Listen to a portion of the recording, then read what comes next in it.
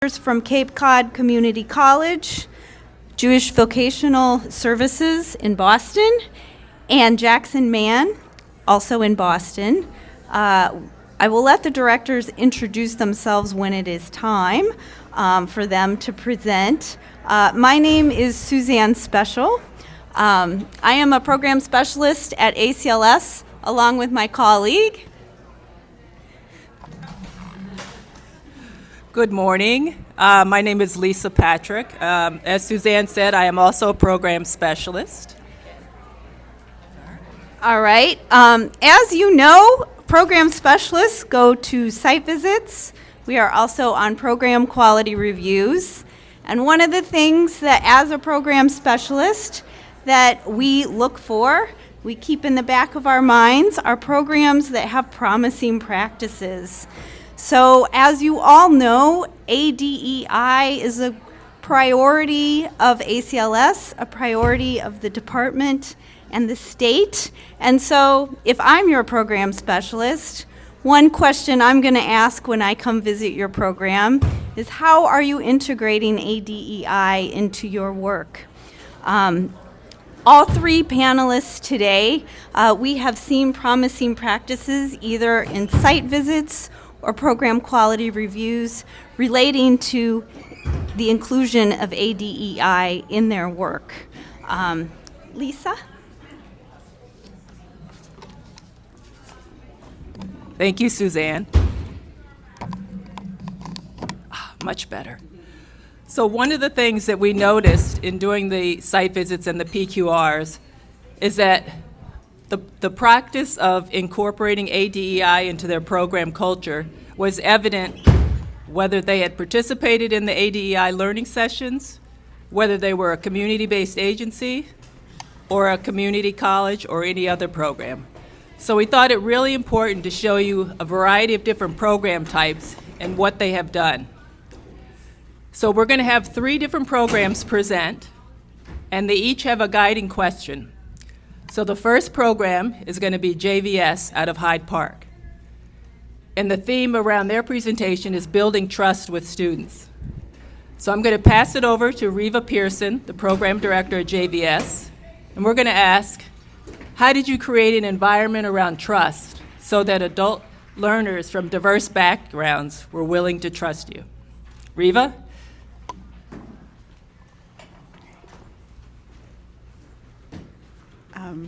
Hello. My name is Reva Pearson, and I am the ESOL program manager for the JVS, maybe I'll just put it in here. Yeah, that's going to be easier, I think. I'm not used to doing presentations for teachers. My name is Reva Pearson. I'm the ESOL program manager for the JVS site in Hyde Park. So we are an ESOL program, a fully ESOL program, which you can see you can see our demographics on the screen here, which you can read on your own, but I just want to sort of highlight a couple of things on this slide. First, we're a pretty small program. We've got 9 staff. We've got 152 seats that we're funded for, but we are also housed in a much larger organization and benefit from a lot of that infrastructure. So I just want to say that we're not quite as scrappy as we look. And so if it looks like we're doing a lot, it's just because we get a lot of support. So I want to just also make that clear. Second, I want to note that our staff is mostly white and non-immigrant, and this influences our work in a lot of ways. Our students are 85% Haitian, and a lot of people have been asking me, I think we've been asking each other about how we're serving new migrants. I know a lot of people are seeing an increase in Haitians in their programs. We're not seeing an increase in Haitians in our program because our program has always been between 75 and 85% Haitian because of our location. So the demographics of that have not changed since I started 6 years ago. But all of those demographics influence our work. And like much of the field, we're working on diversifying our staff. Last year, when we hired a new advisor, we were able to hire a former student from Haiti. And we did that through a lot of targeted outreach to current and former students. So we ended up interviewing 6 people.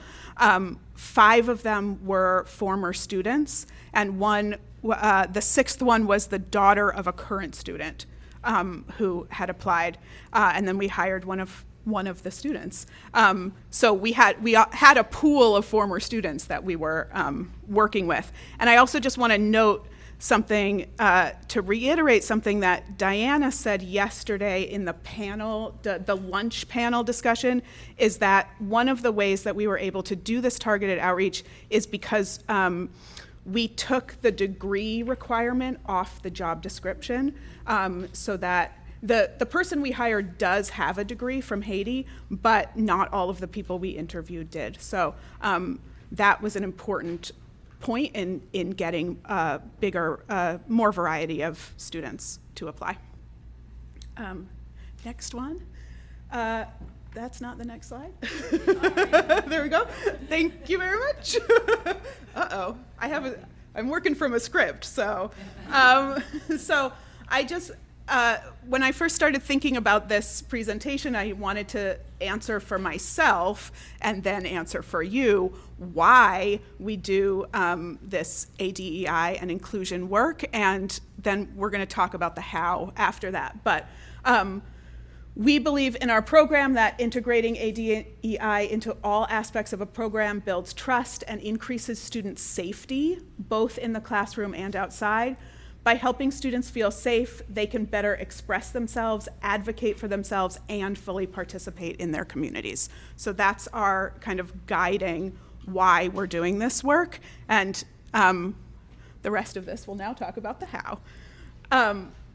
So we use, in our program, we've built a culture for our program on several pillars or guiding principles, whatever you want to call them, which include using an asset-based approach, a trauma-informed approach in classrooms, very deliberately building staff community, and integrating cultural instruction into the curriculum, which I'm going to talk about a lot more later. This is, I just want to say, this is a photo of a couple of our students, and who there are literacy level students, and they were doing a lesson about art and mixing colors. They were doing a lesson about colors, and they were mixing colors and art, and then we took a field trip to a gallery.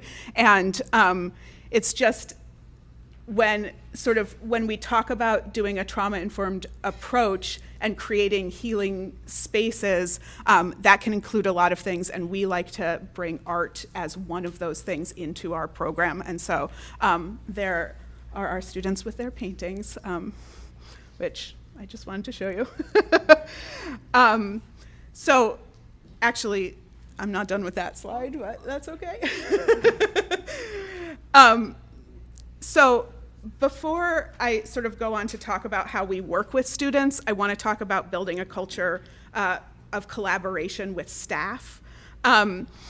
For all staff, we've added 2 hours a week to everyone's schedule as designated staff meetings. We have 2 staff meetings a week. One is for all the staff, including me and the advisors, and one is for teachers, to talk about teacher things. We use that time to share what's happening in our classrooms, in the rest of our programs. It's a time for teachers and advisors to connect with each other and about the students, and for anyone to bring up challenges for collective problem solving, which are generally related to tech problems. Yes, why, Vaughn? Excuse me, I just wanted to say, did you say you have 2 staff meetings a week? I did.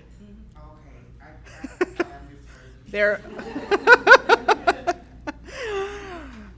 Yeah. 2 staff meetings a week. That's how we do it. So And we also use this time to share not just problems, but also our successes in the program. Advisors spend time in every classroom so that they can meet all the students, but also understand the teaching style of our different teachers. The entire staff works collectively on things like orientation and end-of-year celebrations. And I think having this close relationship between advisors and teachers has allowed us to help each student with their goal from several angles, kind of gives us like a more personalized model to help the students. Also, our PD plan for the year is not actually yearly, it's a multi-year PD plan and related to our guiding principles. And so all the staff doesn't do everything at once because that would be really hard and we'd need a lot of subs.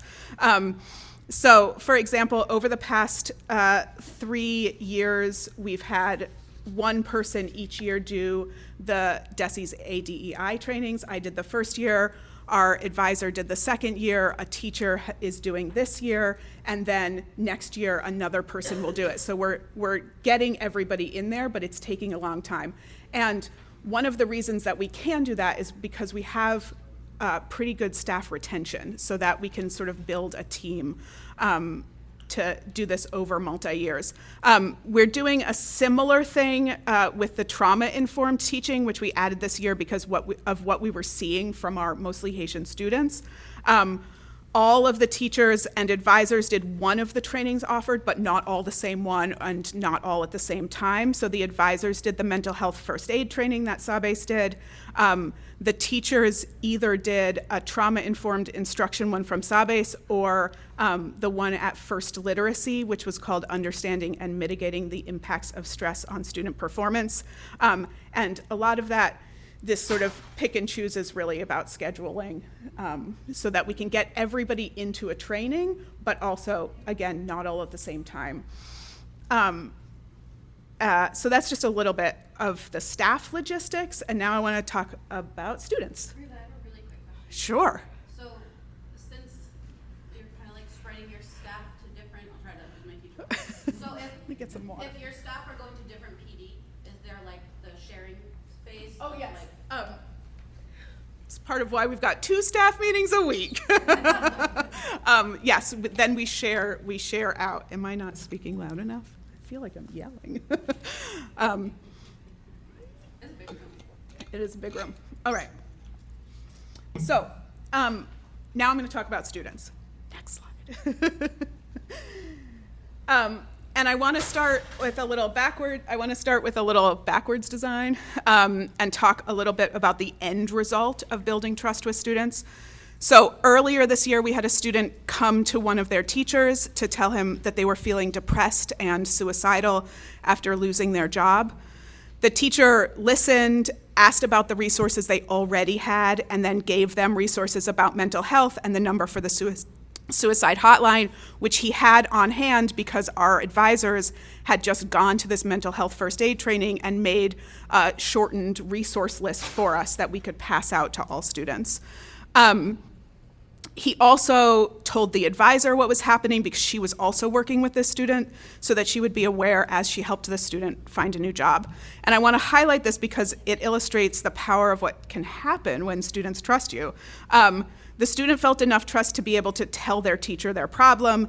The teacher, from the work that we had been doing on trauma-informed practices, knew which questions to ask to make sure that the student was safe. And then, because of the mental health first aid training with Sabes and the resource list that the advisors had shared with all the teachers, he had the resources on hand to be able to hand them to her in the moment and not say, we'll get back to you next week, or I'll look it up. So it was already there. And actually, the follow-up on this student is that she recently went into an advising session with her advisor and was crying because she hadn't been able to find a job, and she was just like so miserable. And during the session, she got a call that she had gotten a full-time job and is now an overnight CNA at South Shore Hospital. So, but I do want to note one thing in this sort of heartwarming story, that this isn't the same for everyone. We also had a student this year who wasn't coming to class and seemed depressed, and when her teacher and classmates called to check on her, she basically said, "This is my private business, I do not want to talk about it." And that's okay. We can't and shouldn't make everyone talk to us about their personal problems, but we do want them to know that we are an option if they need it. And so that's what doing this work is for. Here's some other kind of nuts and bolts about how we build trust into our program. We start every class every year with this lesson. These are just a couple of slides from this lesson about respecting each other. It's a 3-hour lesson, so it takes a whole class. In the lower level classes, we also do it in translation because we think the content is more important than the English skills at this moment.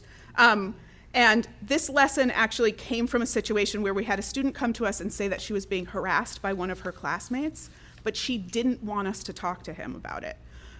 She just made that very clear. She did not want us to bring it up, but she wanted the action to stop. So we put together this lesson in like a weekend for the entire program to get some of this information across, including adding a new anti-harassment policy into our code of conduct. And now we do it preemptively with every student in the beginning of class.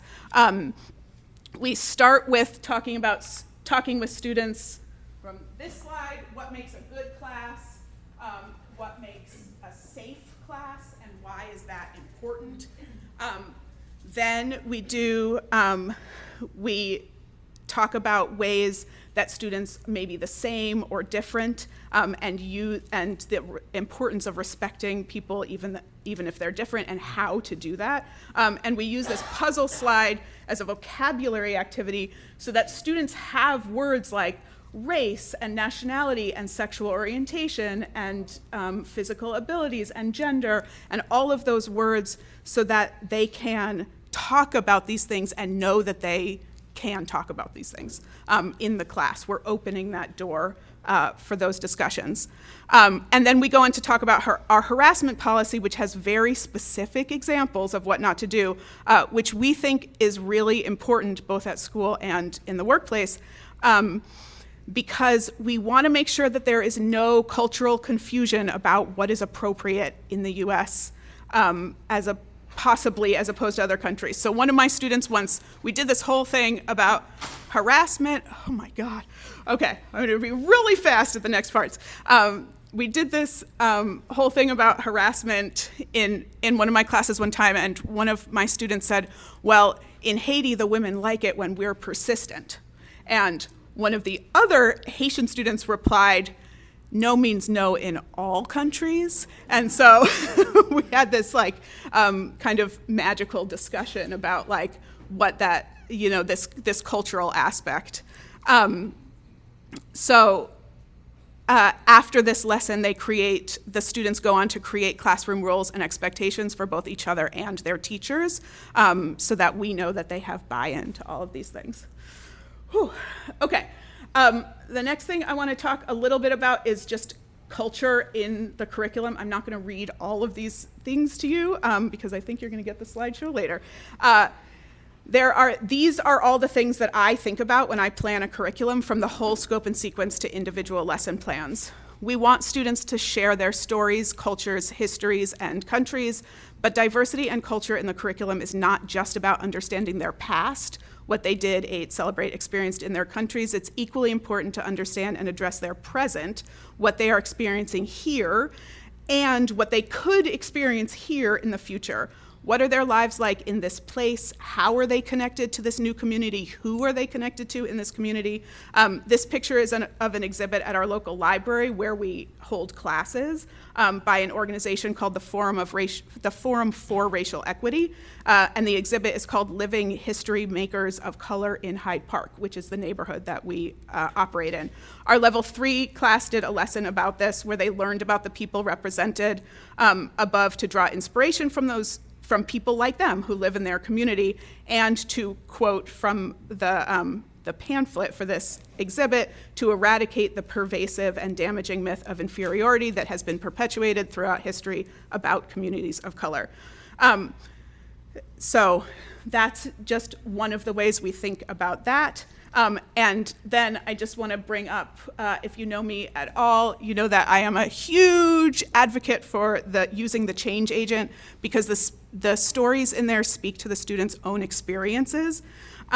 It's a supplemental text we use for our level 3 and 4 classes. It's where we get all of our longer readings are from the change agent. Teachers choose an issue to focus on for each year and then give that issue to the students. And this is a story, I chose this one because this student is actually a student in Boston. She's a student from BCNC, and she has this story about trying to connect to her new neighbors and not being able to sort of figure out how to connect with them. They didn't want to be friends, and all the ways all the things she did to end up connecting with them. And I really love this story because it speaks to the experiences of our students trying to navigate this new culture in their city specifically. And yeah, I'm gonna talk so fast. This is another lesson that we do, which is talking to the traffic police. And it's part of our transportation unit. We are mostly white teachers talking to mostly people of color. They have experiences that we don't have of racism. But for those of us born and raised in the US, we might have a cultural context for racism in this country that our students don't actually have because they haven't been here for all that long. And so I wrote this lesson in the fall of 2020 to help protect my students from the potential of police brutality at specifically a traffic stop. And this lesson would look really different if my students were mostly white immigrants rather than the black immigrants that we work with. This lesson teaches both what to say and what to do, and the what to do is through this video that you see on the screen. Black parents explain how to deal with the police for our students. And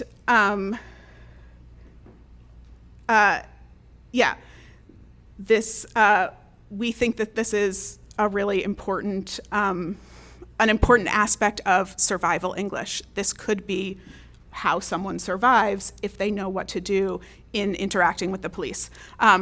And do we have 2 minutes for the video? Another time, you'll see one of my students talking about why this was important to him to do this lesson. And so we will end with this, is that in 2020, one of my students came to class and she said she'd watched the video of George Floyd being killed and was scared to leave her house. We were on Zoom. She was scared to leave her house and she wanted to go back to Haiti where she thought she might be safer. And we'd already done a unit on race and racism in the US, so we kind of dusted it off again, but instead of talking about challenges, we talked about healing. This photo was taken near my house at that time, and in my class that year, we used the one that's third from the left, "We are strong, we are beautiful, we are excellent," as a mantra to end each class for the rest of the year. Building trust is all about being responsive to what the students need, and so sometimes that's just as easy as saying a mantra at the end of class to make them feel more relaxed and safe. So that is my presentation.